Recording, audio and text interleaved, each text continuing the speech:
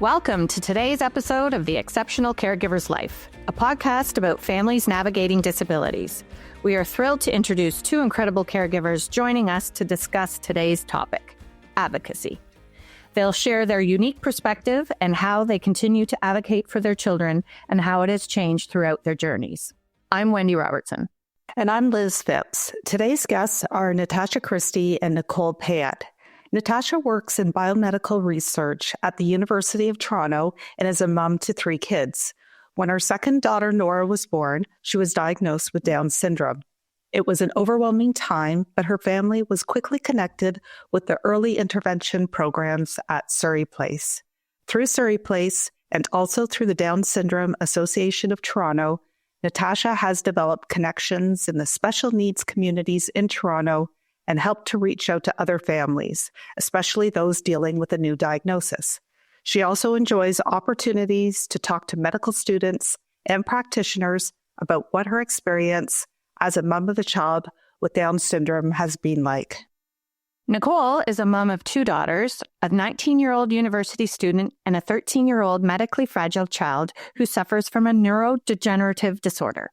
Her daughter resides at home with the family, however, requires 24-hour nursing support. Nicole is currently on medical leave from her position with the federal government, as her daughter requires her to be available to provide and coordinate her care. Nicole has been involved in advocacy efforts for the last 13 years, and over the years has consulted to a variety of government ministries and organizations that provide support to children with complex needs and their families. Nicole has also mentored several families of children with medically complex needs. So thrilled to have you both here, largely because you're both caregivers to some pretty unique children, which means your advocacy may look a little different. So Natasha, let's start with you. Your daughter, Nora, has a diagnosis of Down syndrome. Share the types of advocacy you have in the past been involved with currently, or perhaps what you're looking towards. Yeah, thanks, Liz. I'm super happy to be part of the conversation today. Yeah, when Nora was born, it was very overwhelming. We didn't have any experience ourselves with, having an individual with Down syndrome in our family or understanding what the pathway would look like. And so connecting to community was so transformative for us, or for me anyway. I was very eager to connect with other caregivers, other moms and dads who had walked this path before. And so one of the early things in terms of taking on sort of an advocacy role was to sort of step into the Down syndrome community in Toronto, get more connected through the Down Syndrome Association of Toronto, and sort of participate in new parent outreach, people that had were either welcoming a child into their family or had received a prenatal diagnosis and were searching for more information and wanted to understand what their journey would be like, but even also to just, provide that sort of comforting ear of like, yeah, this is totally overwhelming. I know you don't know what to do, or you feel like you don't know what to do. I get it. I've been there. Less about like, here's the next steps. Here's your whole big plan and your layout of the rest of your life, but more like there are people that understand what this feels like. So a lot of my advocacy a lot of the efforts I've been involved with is just to build that local community, to reach out to that local community. And then, of course, there's a certain amount of advocacy that happens on the personal level because we just have to continue to advocate for Nora in the school system, in her community, make sure that she's having the same kind of access to programs and education that her typical peers do. So, Natasha, I know what Down syndrome is, and I don't know what Down syndrome is. So could you just give us sort of a brief little background on that? And how large is your community, whether that's in Toronto here or globally? So, yeah, sure. So Down syndrome is a chromosomal disorder. People say disorder. Some people don't love the word disorder, but is a chromosomal abnormality that is the result of, or the symptomatic presentation of having 3 copies of the 21st chromosome. And that can happen in a few different ways. But for Nora, she has what's called full trisomy 21, which means she has 3 copies of the 21st chromosome in all of her cells. So, of course, during development, that can cause some complications, or at least like it's a lot of instructions for the cell to follow, a lot of extra duplicated instructions during development and during, the continuing evolution of neurocognitive processes. So Down syndrome is a pretty big spectrum because it's both complex and not complex. We know exactly what the sort of main cause is in terms of the genetic element, but there's a lot of genes on that chromosome. There's a lot of different ways they get expressed in different individuals. And there's, as I said, there's a few different ways that trisomy 21 or Down syndrome can represent in a person. So in terms of how they develop, in terms of how they interact with the world around them, it's a pretty big spectrum of needs and supports that are needed for those individuals. So in Toronto, there's I don't know if I have exact metrics off the top of my head, but there's hundreds of families that have an individual with Down syndrome in their lives. It's about a rate of 1 in 600 births as a child with Down syndrome. So globally, there's actually fairly large communities, not maybe as large as say autism communities in the neurodivergent area, but fairly large communities all around the world globally. I have a question for you.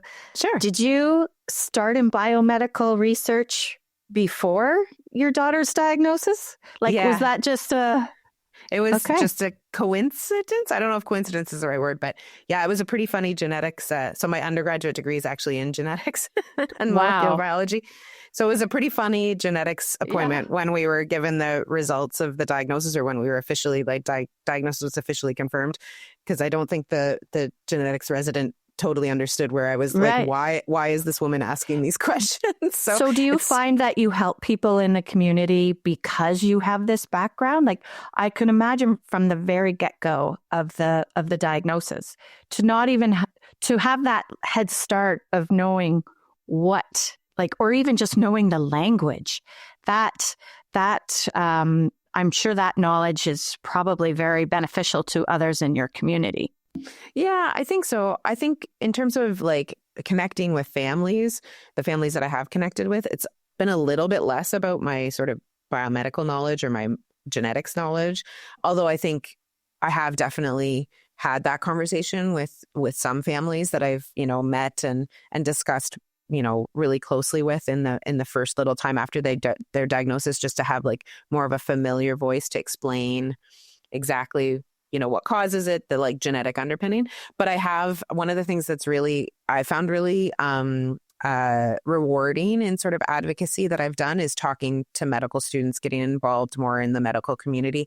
And here in Toronto, at the University of Toronto, there's a geneticists, a molecular geneticist program, the people that would work in hospitals and relay news of diagnoses to patients and families if there's a detection of, say, Down syndrome or another chromosomal abnormality during pregnancy or directly after pregnancy.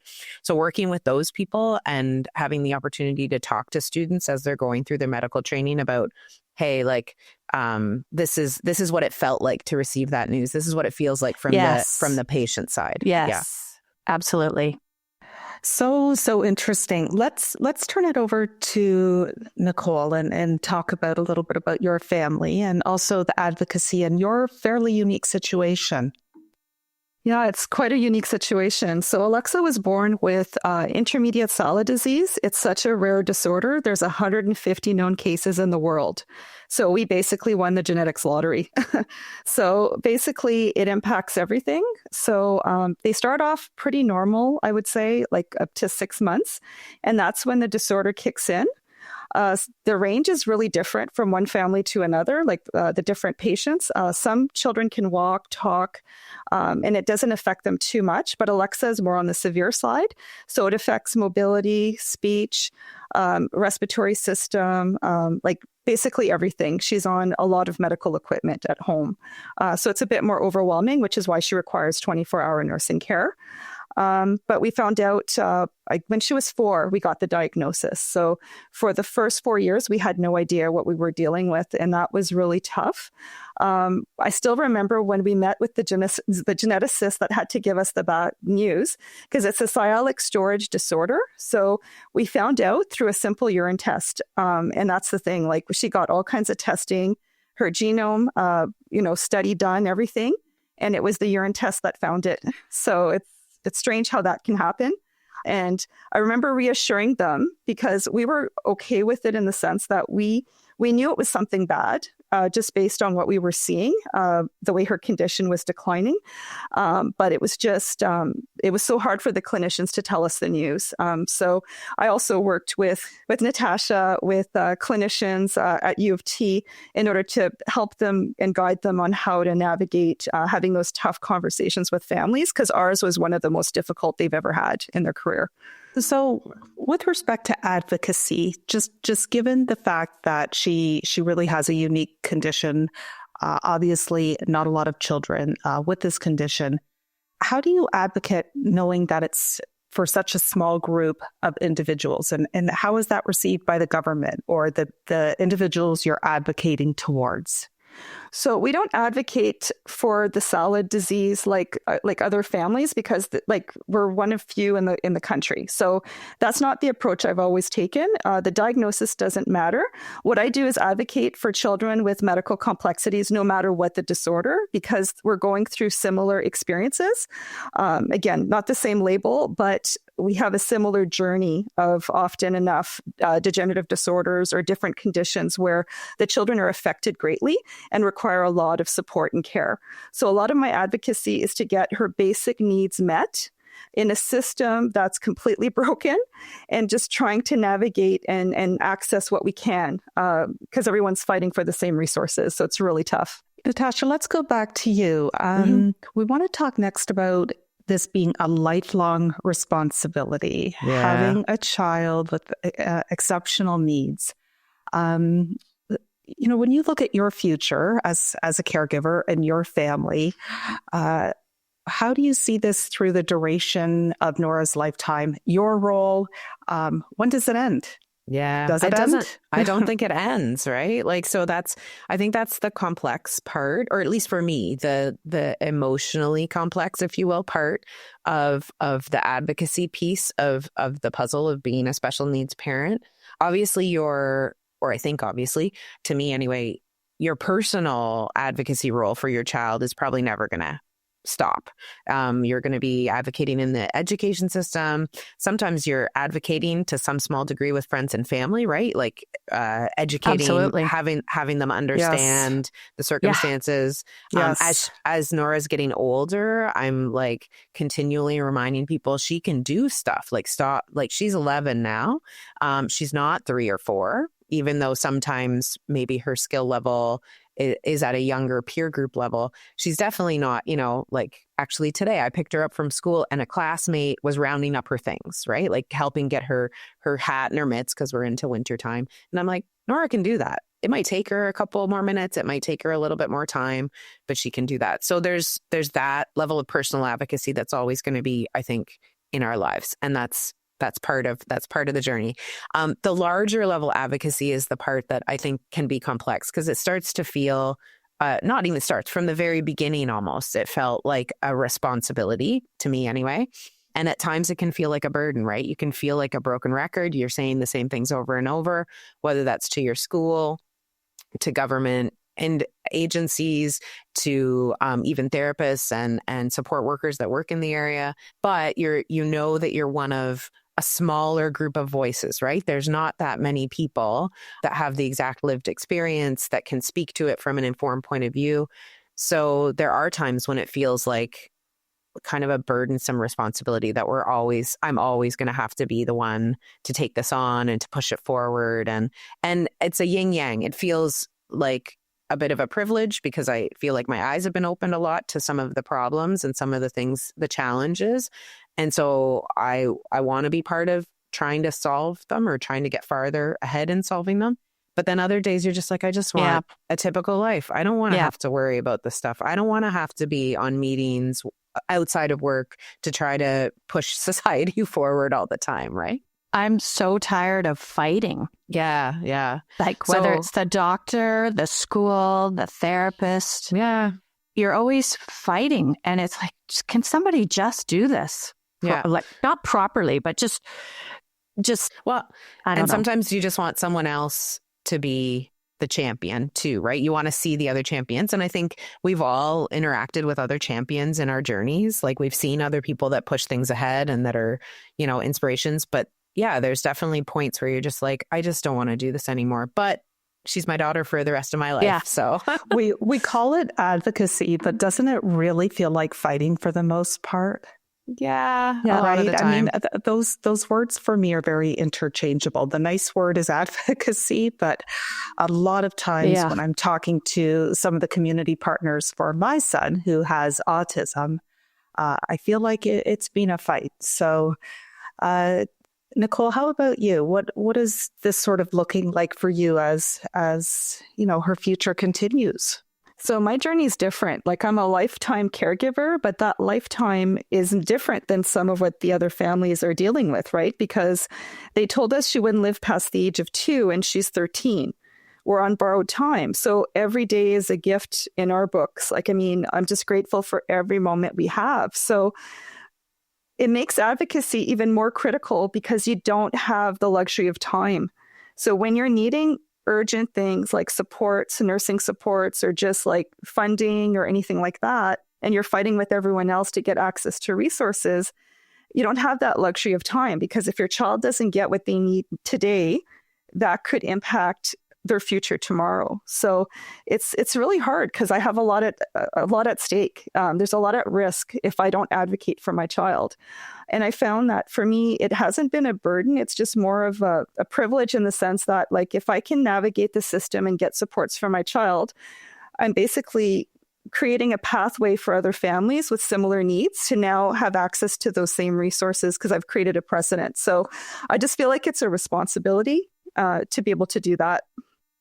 Nicole, we mentioned in your bio, you're on a leave from work. How long has that been going on? I'm curious. And what does that mean in terms of you going back to work? Because, we're talking about our children, but this is also affecting our own personal lives as caregivers. So can you tell us a little bit about that? Well, I'm kind of at a crossroads. I've been off for about 4 years now, and I'm so grateful that they've given me that time. But again, my daughter's progressing as time is progressing. So she's deteriorating over time. So she's palliative now. I don't know how much time I have left. They've asked that I return to work. And now it's like trying to decide, like, what are my options, right? Because at the end of the day, she needs me. I'm being pulled in multiple directions. And then it's like, you also have the work responsibility because you don't want to leave that behind because you've worked for your career. Like a lot of us have worked so hard with our education, careers as mothers, and we're caregivers. And so it falls on us to take the bulk of the responsibility. And what does that leave us later on? Broken, exhausted, it's really tough. It's a tough position to be in. Yeah, I had to leave my career, not the same, but I couldn't manage a full-time, high stress job with all the appointments and whatnot. So I can't even imagine what you went through. I have another question for you, Nicole. Do you think that because you worked in the government and maybe more familiar with the structure, did that, I know for myself, for example, it's really hard to try to even where to start to advocate. Do you find that because you understood the government, maybe even just somehow how it worked, that gave you like a foot in the door to know where to go to advocate? Like so a listener out there that is going through the similar situation, how would they even start? Where do you start? Yeah, that's why I feel like it's my responsibility to help families and mentor them to navigate the system, because it did give me an edge to know how systems work.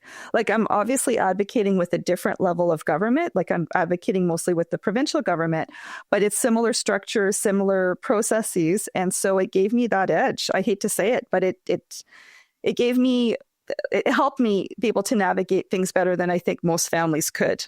Yeah, it gave you an edge, Nicole, but you've turned that into helping others and supporting others. Yeah, so that's part of so I've taken it to a whole other level where I've actually met with ministries, different levels, like right up to the ministers' offices, their staff.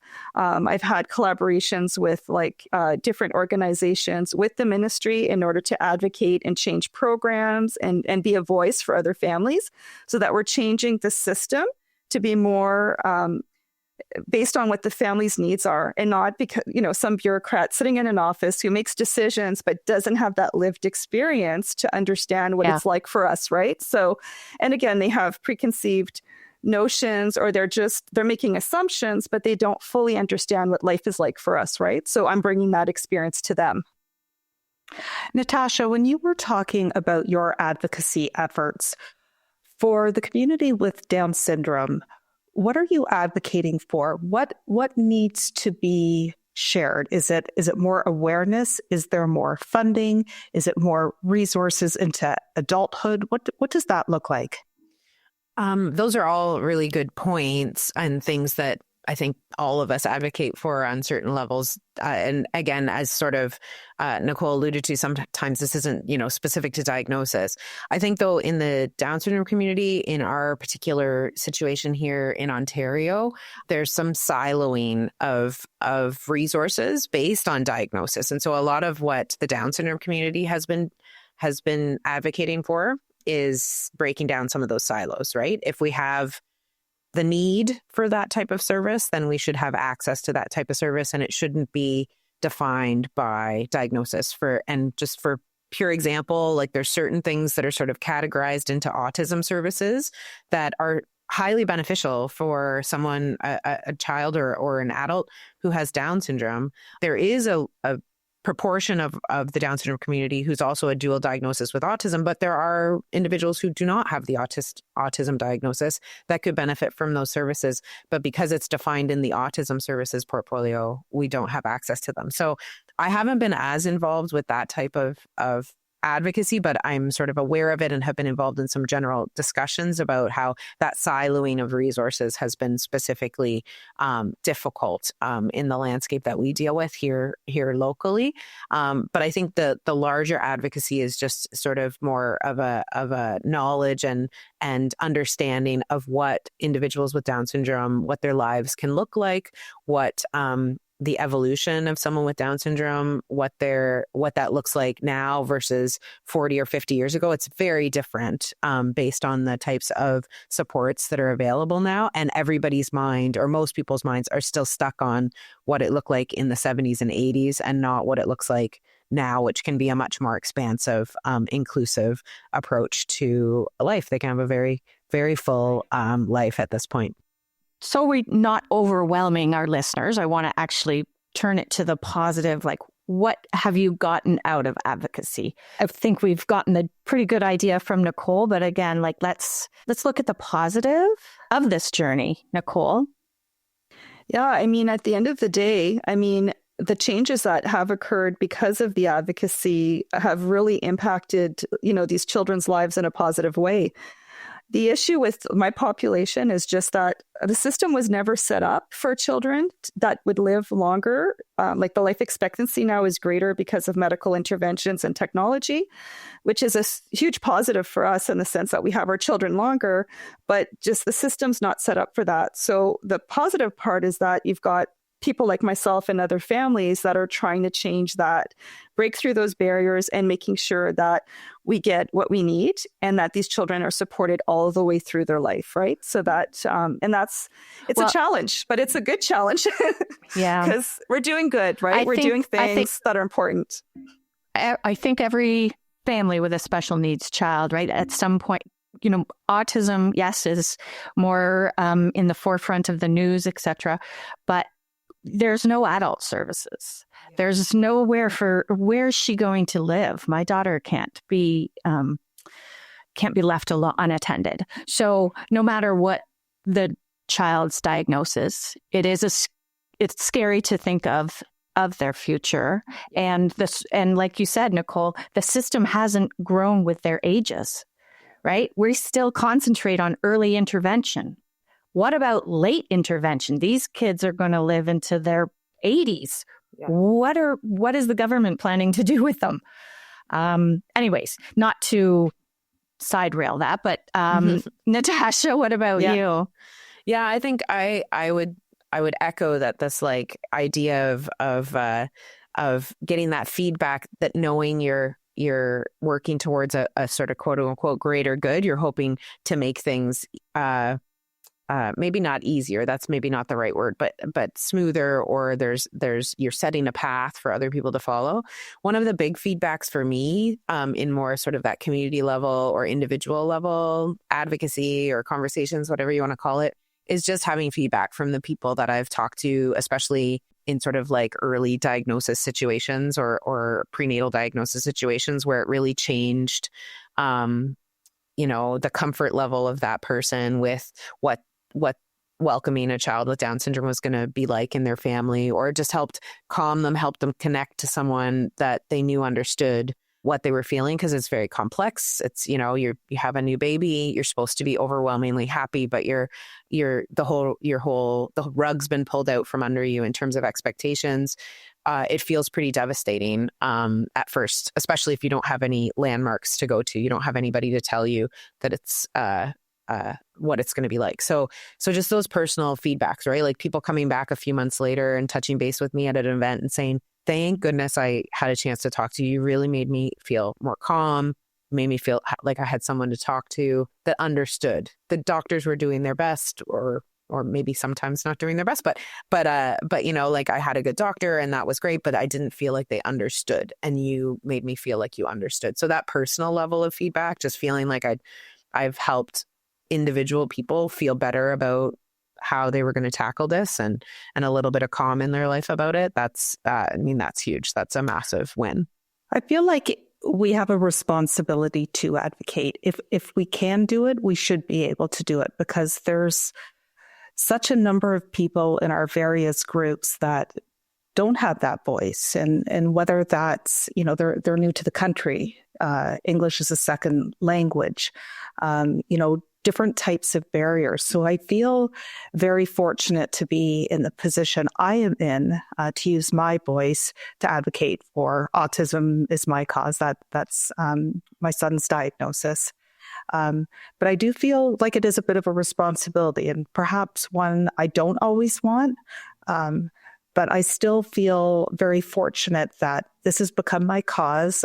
I share it. I work in the field. I'm set out to educate people on what this means, and I feel great about it. I mean, you were just saying, Wendy, what's the positive of all of this? It's been a transformational change for me as a caregiver and as a person. And I think I'm just connecting, being part of the FAC, learning other people, different diagnosis, different communities, but we all have the same goal, and that's to make our child's life better and all the other special needs kids out there. And it's nice to have these talks about what our journey is like.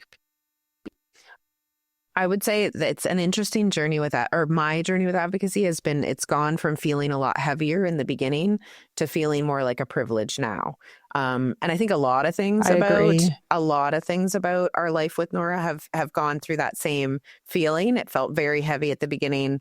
The sort of advocacy piece felt like, what? I don't want this. I don't want to have to do this. I don't want to have to fight. But now it feels more like I have a very specific lived experience that I can share, and it helps people, right? It helps, as I said, it helps the people I connect with. It helps the people that are going through those early heavy times, and also hopefully help set up a pathway, or I forge a better pathway to come for other kids and other families behind. So I've grown into the gratitude of the responsibility versus the burden that it felt like at first. and say my journey is different because as she progresses and requires more services and more supports, the journey becomes more difficult. So that's why it's so critical to be doing that advocacy work, because there's a certain percentage of the population, like she's part of the 1% of the 1% of the most complex. So it's just important to keep advocating and fighting. And I'm grateful because she's still here because I advocated. If I didn't advocate, she would not be here today. So that's the most positive thing I can do, right? That is the most positive thing you can do. Well, thank you, ladies. We really appreciate you spending time with us today. Thank you for listening to The Exceptional Caregiver's Life. I'm Wendy Robertson. And I'm Liz Phipps.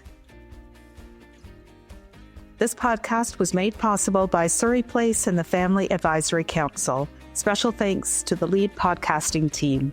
If you want to learn more about this topic or about Surrey Place and the FAC, please visit www.surreyplace.ca/podcasts. Be sure to sign up for the Surrey Place newsletter by scrolling to the bottom of the main page and hitting subscribe. Thank you for listening. If you enjoyed this episode, please write us a review and subscribe to the podcast to stay up to date. We hope you can share this with someone who might enjoy it.